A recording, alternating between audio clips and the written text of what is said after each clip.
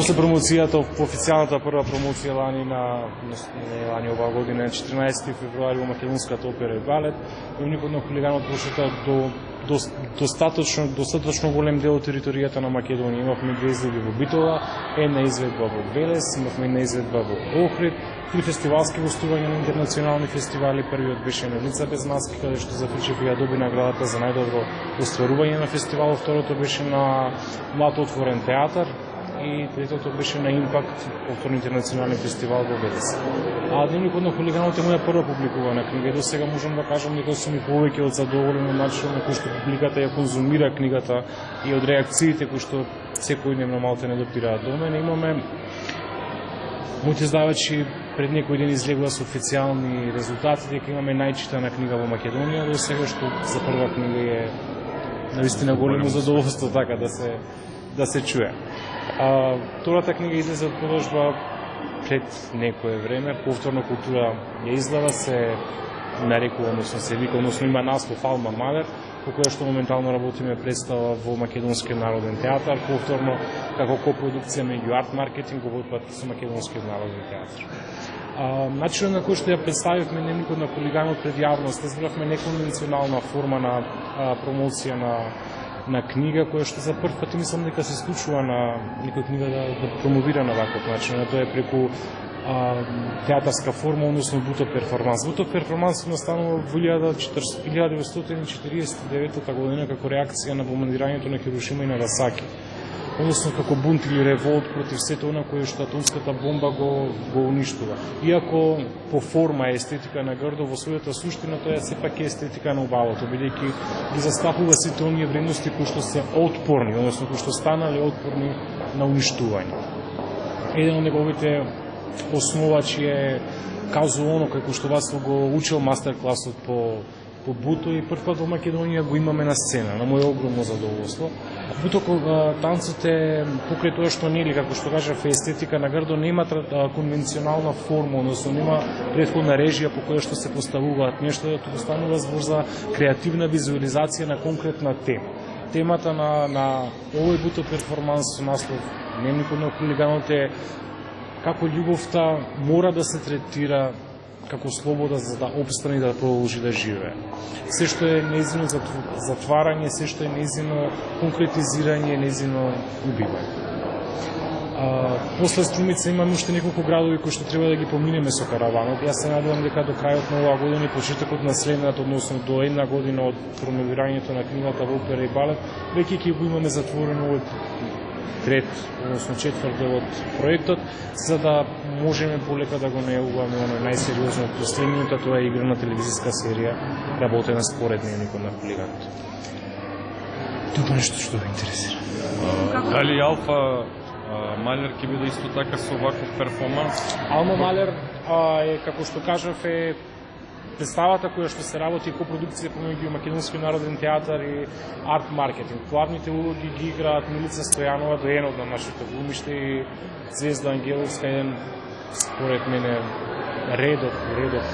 редок актер, а режијата е на Васил Зафичев. Се очекува премиерата да излезе до крајот на оваа година, кога што ќе биде и официјалната промоција на книгата. Тоа е оно што се однесува до македонското издање на книгата. Вториот му наслов Култура веќе го преведе на неколку јазици и ќе следуваат и представување надвор од Македонија на овој наслов.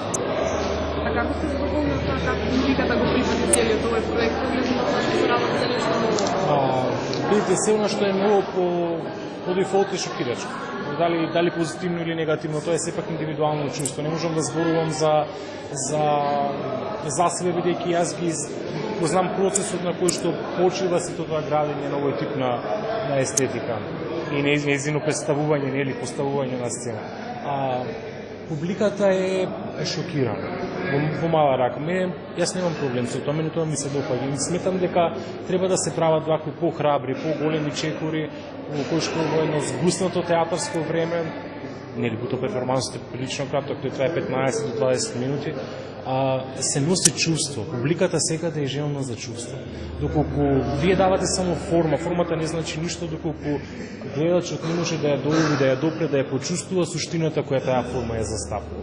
А Дневникот на хулиганот, односно буто перформансот, и како се занимава со суштината. Да. Некако откако ја земав наградата Ристо Шишков, се поретко доаѓам овде. И ми е жал што е така. Јас за Струмици и Струмичкиот театар ме врзуваат две убави години од мојата кариера, две убави представи. Едната е Сомна летната ноќ, другата е Кокошка. Подолго време престојував и живеев овде во Струмици и така некако го запознав градот од близко и ми стана многу драг. Ретко доаѓаме со театарот во кој сум актер и уметнички директор и ми е многу драго што е со овој независен проект. Тој е независен алтернативен проект кој што нема своја матична сцена, функционира секаде онаму каде што има можност да биде изведен. Токму со овој проект после долги години дојдовме во Струмица и мене чувството ми беше прекрасно. Јас многу ја сакам струмичката публика. Таа има многу долга и изградена традиција за театар. Особено што ова е проект кој што подразбира една поинаква естетика која не е третирана не само на нашата сцена, малку пошироко на Балканот, во Европа. Ова е источна театарска традиција која се истражував многу одамна, уште за време на студиите и уште од периодот кога се запознав со неј и кога го посетив тој мастер клас со големиот мајстор на бутото, Казу Оно, кој негов основоположник. Длабоко во себе решив дека еден ден морам да направам представа која ќе се базира на буто естетиката, меѓутоа долго време не можев да најдам предложка која ќе биде адекватна за такво нешто. Дневникот на хулиганот го запознав преку социјалните мрежи и ми дојде како супер предложка за една ваква буто театарско истражување. Подоцна се запознавме со авторот на хулиганот, Сашо Димовски, и оттаму тргна нашата соработка, која се разбира нема да застане само на новој проект. Ние во меѓувреме веќе отпочнавме со подготовки на еден друг голем мултимедијален проект, кој се вика Алма Малер. Тој е неговиот најнов роман, кој излезе во издание на Култура, а врз основа на кој јас ќе режирам представа која е монодрама за две жени и дуплиран симфониски оркестар. Играат две големи дами, по моје чувство и убедување, наши неголеми живи актерки. Една од најстарата генерација, од генерацијата на доаѓените, тоа е Милица Стојанова, а другата од средната или оваа помлада генерација, Звезда Ангеловска. И очекувам дека премиерата ќе биде до крајот на годината и еве, дека тоа ќе биде следен повод за повторна средба со вас и со публиката во Струмица. Колку беше тешко да се внесете во оваа улога преку овој интересен буто перформанс? Бутото е многу тешко за изvedба. Бутото е нешто што ги надминува границите на медиумот театар, тој бара и други вештини, кои не се само физички, туку се предси и духовни. Целиот буто перформанс се работи по принципот на медитација и креативна визуализација и тоа е една голема импровизација во дадениот момент. Оваа представа никогаш не е иста. На различни сцени е различна, затоа што се подпира на мигот, сега и овде. И тоа го прави многу интересен, многу провокативен, а од друга страна многу тежок за изведба, затоа што бара максимална психофизичка подготовка. Знаете, јас не го играм секој ден. Го играм преку 1 месец, 2 месеци, а морате да одржувате кондицијата, затоа што и опасноста за повреди е голема, а исто така и опасноста од немање континуитет е голема, затоа што тој е многу краток формат, трае некои 15 до 20 минути, а е многу интензивно, многу набиено и со емоција и со внатрешен полнеж, и тоа го прави провокативно. Бутото е многу интересно, се појавило во 50-тите години на минатиот век, а дури сега доживува некаква светска експанзија. Разликата е голема со она што е наш театар, наша традиција, затоа што европскиот театар го промислува животот гледајќи од озгора надолу, а целата источна театарска традиција го промислува животот на сцената гледајќи од оздола нагоре. И тоа е тотално едно различно размислување од она на кое ние сме свикнале. Беше ново и за мене, ново и за публиката. Во многу градови публиката беше збунета, не знаеше што да каже, имаше само некаква емоционална реакција и тоа е доволно. Затоа што бутото нема што да се разбира во бутото. Во бутото треба само да се доживеа и секој гледач си го доживува тоа на свој индивидуален начин. За овој перформанс ја добивте и наградата за акторско стварување на Игри без маски. Колку ово уште повеќе ви дава порив, да кажеме, да правите повеќе вакви перформанси? Мене секогаш првенствено ми е важна реакцијата на публиката, но секако признанието на тој фестивал ми беше важно затоа што дојде од рацете на мои колеги.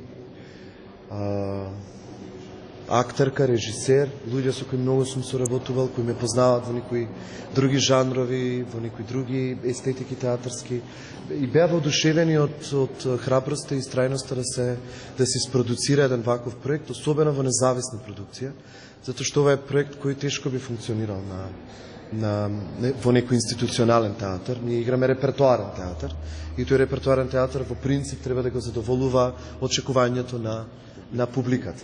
Ова е ново нешто што е истражувачко, нешто што воспитува, запознава. Меѓутоа, јас ги сакам тие проекти затоа што тие и дават можност на публиката да види дека постојат и некои други различни нешта и на тој начин да го изгради собствениот вкус. Немам ништо против ако публиката потоа ќе ги сака повторно водвилите, комерцијалните комедии, но убаво е да види дека во светот некои други уметници третирале некакви други естетики кои имаат своја вредност, своје значење и кои што на некој начин го продлабочуваат тој хоризонт на естетско очекување кое го има публиката, без оглед на образованието и без оглед на предзнаењето. Секоја публика е интелигентна затоа што театарот е пред се сетилна уметност. Значи функционира на принцип на доживување. Така што нема публика која тоа нема да го доживее. Прашањето е дали тоа некому се допаѓа, помалку или повеќе или воопшто не му се допаѓа.